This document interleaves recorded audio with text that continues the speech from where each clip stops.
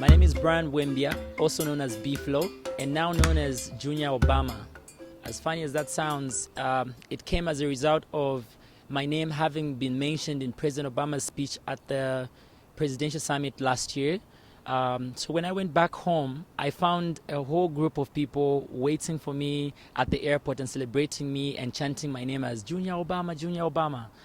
But little did I know that that whole US experience was going to change my life and change the way I focus and the way I look at my profession as a musician and as an activist once I went back home.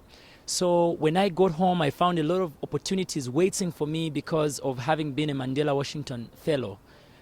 So I went home and found a lot of endorsements. I became ambassador for the I Care About Her campaign by Oxfam.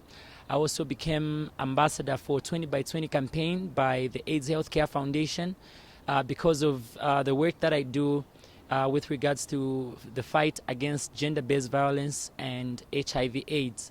What I really appreciate about my whole time as a Mandela Washington Fellow is the fact that I was able to work with my leadership development plan and begin to implement it with the help of a mentor through what we call the Mentors and Fellows program, which was assigned to us by the USAID.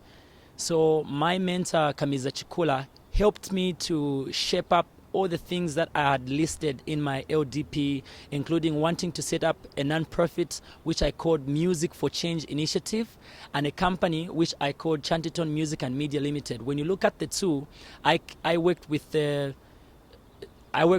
social enterprise model where I'm able to make money while creating change in society using the impact of my music. And this is not just about me, but it's also about the music industry in general. I have now become that person that has spearheaded the change in the way artists look at themselves and also take their art. Instead of just using music to sing about love or objectifying women, a lot of musicians have been inspired by what I do and have begun to also use their music to influence positive social change. And I'm happy and proud that I'm mentoring new artists that are coming on the scene who are also trying to emulate what we are doing by using music to speak about development, to sing against political violence, voter apathy, gender-based violence, HIV/AIDS, and many other problems. So it has become more general than it was initially, because before I went for the fellowship, I was focusing on just women empowerment. But because of the help I got from my mentor, I got to look at myself as a person that can also use my impact and my influence to talk about many other issues. And that's why I was also able to start a project called Triple V, My Vote, My Voice, My Victory, which has been a voter education exercise that uses music and social media to reach out to young people who look up to us as celebrities, and I've involved other musicians who are also part of it. I'm happy that I'm able to start something that we can also bring and take to other countries. I'm happy to be working with other artists from other places like Zimbabwe.